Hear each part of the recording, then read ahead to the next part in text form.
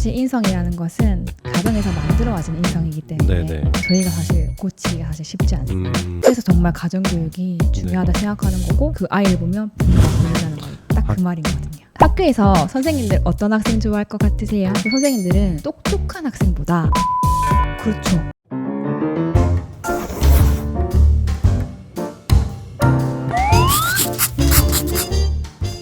선생님께서 느끼시는 학교 현장에서의 가장 큰 어려움은 무엇인가요? 이 질문에는 현장 체험 학습 이야기를 안 할 수 없을 것 같아요. 몇 년 전에 네. 주차 중이던 버스에 학생이 치여서 사망하는 정말 안타까운 사고가 있었거든요. 네. 그날 이후 혹시 모를 사고가 발생했을 때 교사가 법적 책임을 홀로 감당해야 할 수도 있다는 불안감이 현장에 깊게 자리 잡았던 것 같습니다. 그러다 보니 이제 매년 현장 학습 처리되면 학교 분위기가 조금 무거워지거든요. 위축도 되고 네. 조심스럽고. 네, 학생들을 위해서 가야 된다는 의견과 네. 제도적 안전망이 없으니까 축소해야 한다는 의견이 동학년 선생님들 사이에서도 학교 전체에서도 다양하게 의견이 갈리고 있습니다. 그래서 아이들에게 좋은 경험을 시켜주고 싶은 마음은 모두가 같지만 그렇죠. 이제 혹시 모를 사고의 책임이 교사 개인에게 집중되다 보니 네. 이제 실시 여부를 결정하는 것 자체가 선생님들한테는 굉장한 심적 부담으로 부담이죠. 다가오는 것 같습니다. 어느 하나 중요하지 않은 게 없잖아요. 맞아요. 정말 혹시나 다쳤을 네. 경우에 그 이후의 일이 사실 너무 네. 겁이 나거든요. 수련회 이런 것도 당연히 다 당연히 없어졌을 것이고. 현장 체험학습 자체가 네. 요새는 안 하는 학교들이 굉장히 많습니다. 지금 시점에서 수련회라는 그런 제도를 바라봤을 때는 정말 말도 안 되는 말도 안 되죠. 네. 갔다가 무슨 일이 네. 일어났을 줄 알고. 네. 아예 말도 안 되는 그런 네. 액티비티네요. 네. 그러니까 학생들한테는 이제 경험의 기회가 많이 사라진 것도 사실입니다.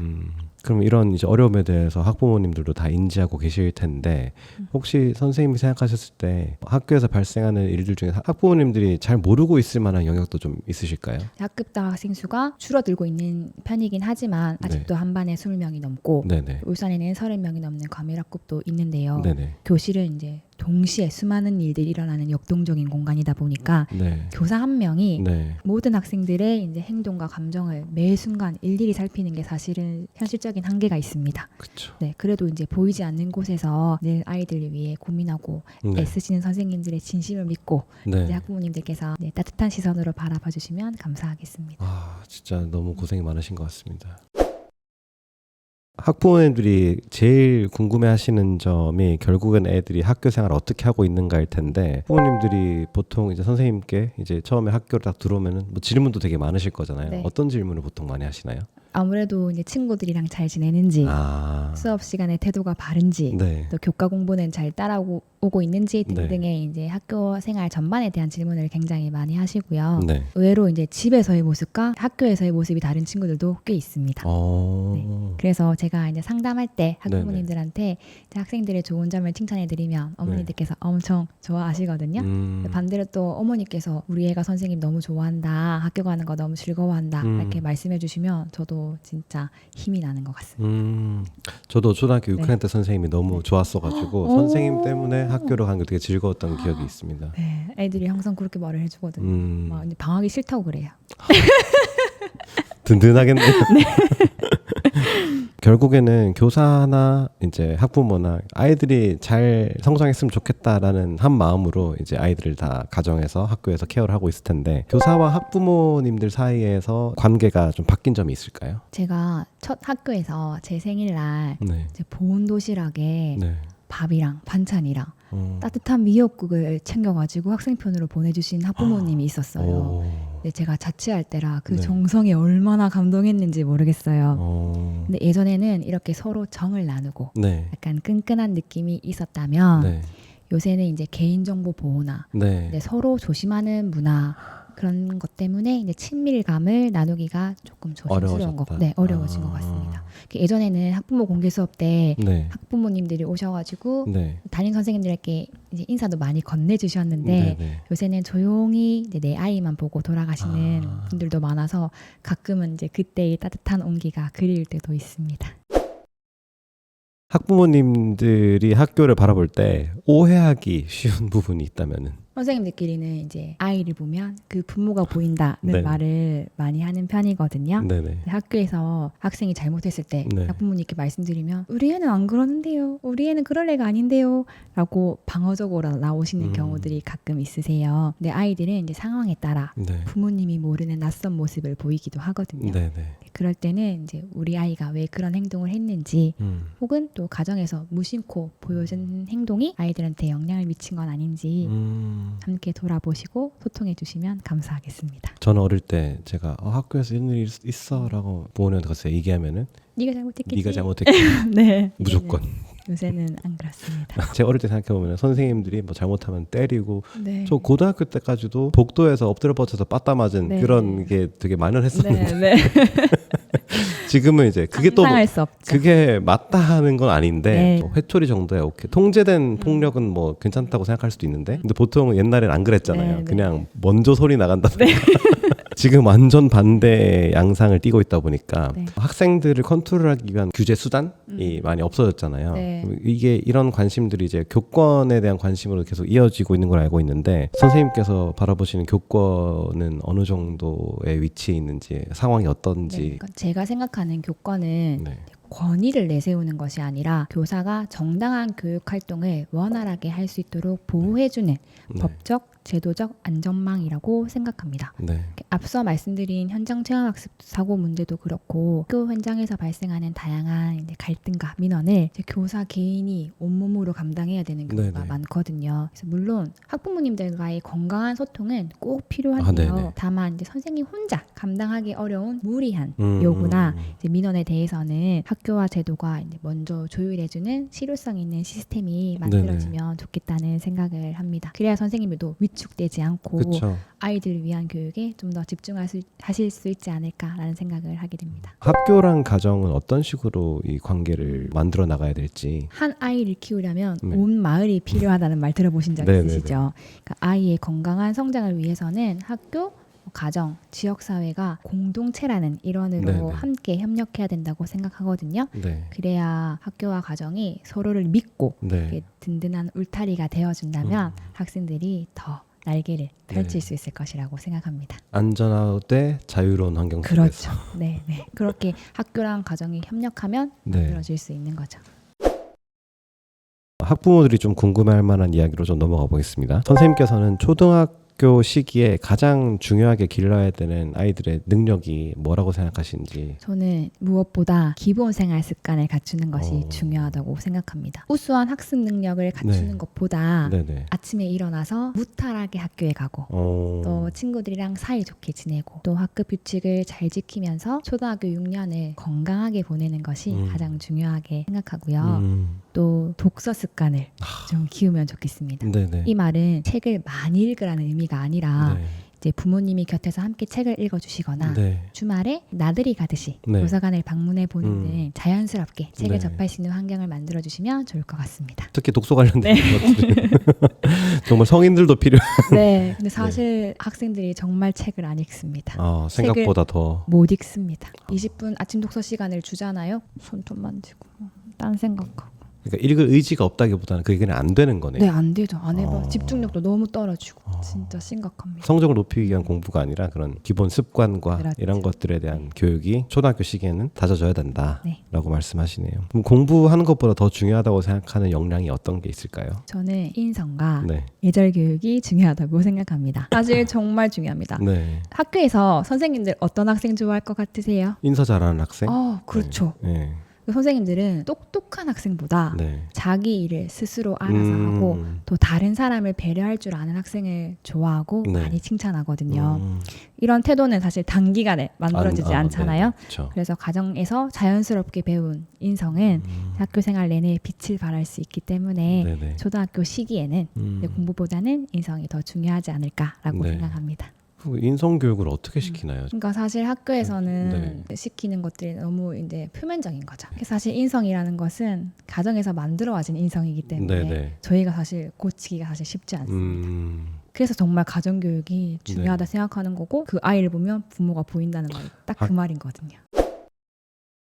아이를 성장시키는 것은 당연히 어릴 때는 성적보다 삶의 태도, 뭐 인성 이런 작은 습관들 이런 것들이 주로 이룰 것 같은데 자존감이 좀 이제 어릴 때부터 높은 친구들의 특징이 어떤 게 있을지. 그런 아이들은 이제 네. 긍정적이고 네네. 공감과 네. 배려를 잘하고 또 예의 바른 친구들이 네. 많거든요. 자연스럽게 이제 학생을 보면 아 부모님께 정말 존중받고 사랑받고 컸구나라는 생각이 들고요. 특히 이제 아이들의 말투와 행동은 부모님을 닮기 마련이니까요.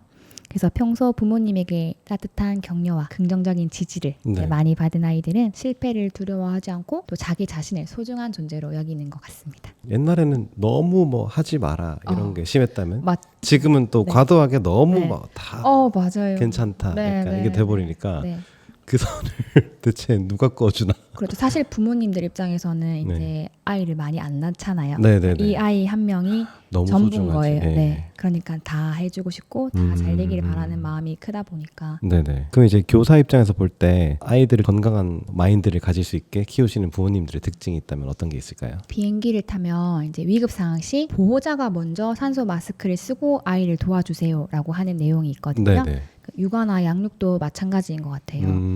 부모님 스스로가 신체적으로, 정신적으로 건강하고 밝아야 이제 그런 밝은 에너지를 아이에게도 전달해 줄 수 있다고 생각합니다. 선생님과 똑같네요. 선생님이 또 밝은 에너지를 갖고 그쵸? 있어야. 네, 웃긴 게 뭐냐면 정말 그 학급의 분위기라는 게 담임 선생님 분위기를 닮아가거든요. 그 반에 들어가면 이 반이 막 활기차다. 그럼 담임 선생님이 활기차고 네네. 이 반이 조용하고 하다 그러면 그 선생님도 조용하고 차분한 선생님이고 담임 선생님의 성향을 많이 따라갑니다.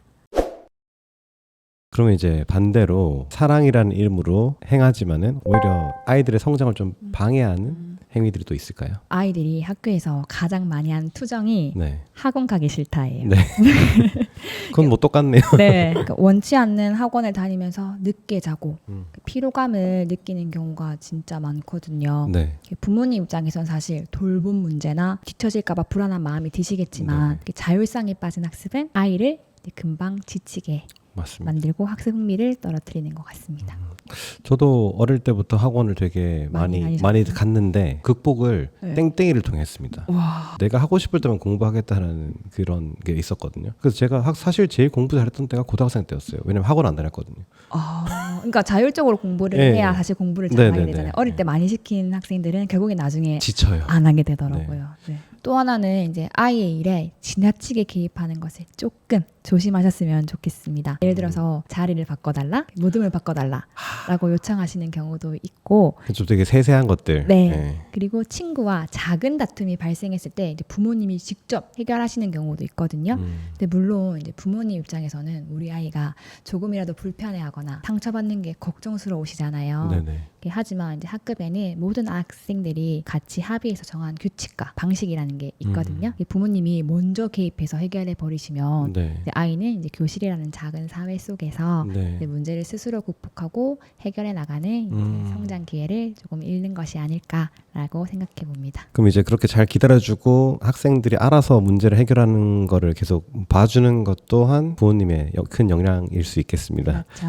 그러면 이제 지금 초등학생들이 성인이 됐을 때 가장 필요한 역량은 어떤 거라고 생각하시나요? 저는 이제 회복 탄력성, 즉 힘든 일을 겪었을 때 좌절하지 않고 다시 일어나서 회복하고 성장하는 능력이라고 생각을 하거든요. 지금 아이들이 이제 어른이 될 때쯤에는 사회가 더 빠르게 변하고 예측 불가능해질 텐데 사실 지식이야 얼마든지 검색해서 언제든지 찾을 수 있잖아요. 그쵸. 하지만 이제 실패를 견뎌내고 내가 다시 도전하는 이 마음의 근육은 사실 부딪혀봐야 되는 거거든요. 그래서 아이들한테 잘 넘어지고 씩씩하게 일어나는 법을 가르치는 것이 중요하다고 생각합니다. 그럼 선생님이 생각하셨을 때 학생들이 어떻게 보면 회복 탄력성을 기르려면 회복할 수 있을 만한 어려움을 자주 겪어야 되잖아요. 자주 겪는다는 느낌보다 그냥 겪었을 때 그것을 포기하지 않고 했으면 좋겠어요. 안 겪으면 제일 좋죠. 하지만 이제 겪었을 때 그냥 포기하는 친구들이 너무나 많거든요. 그냥 도전 안 하고 싶어 하고. 그러니까 뭐 조금 했다 안 돼 안 할래. 그것도 하고 싶은 걸 해야 되는 것과 되게 관련이 깊을 것 같아요. 기본적인 생활 습관, 인성, 자존감 그리고 회복 탄력성까지 교육은 많이 가르치는 게 아니라 이런 기초적인 그런 역량들을 잘 길러주는, 탄탄하게 길러주는 데 있다고 생각이 드네요. 이제 이런 얘기들을 부모님들이 좀 잘 흡수해서 집에서도 좋은 이제 환경을 갖출 수 있도록 만들어줬으면 좋겠습니다. 네. 마지막으로 교사라는 직업의 미래에 대해서는 어떻게 보시나요? 인공지능이 발달하면서 네. 없어지는 직업이 많다고 하잖아요. 코로나로 원격 수업을 했을 때 네. 아 진짜 이러다가 교사라는 직업이 없어지는 거 아닐까라는 생각을 해본 적도 있어요. 네. 그런데 이제 학교는 단순히 교과 지식만 가르치는 것은 맞습니다. 아니잖아요. 그래서 아이들은 이제 친구들과 부딪히며 사회성을 배우고 네. 또 선생님과 눈 마주치면서 네. 인간성을 배우기도 하죠. 네. 그래서 기계가 절대 대신할 수 없는 네. 근데 인간만이 네. 전할 수 있는 따뜻한 온기와 교류. 네, 교류와 사랑이 있는 한 네. 저는 이제 교사와 학교라는 공간이 사라지지 않고 앞으로 우리 아이들에게 더욱 빛나는 공간으로 남기를 소망합니다. 교실에서 아이들과 함께 성장하고 계신 정은진 선생님의 이야기가 이제 많은 학부모님들에게 좀 전달이 됐으면 좋겠고 학생들도 영상을 보겠죠? 아마도요. 이렇게 이제 사랑스럽게 아이들을 바라보고 있고 교육에 열정이 많으신 분을 선생님으로 두고 있는 아이들도 되게 축복받은 것 같습니다. 감사합니다.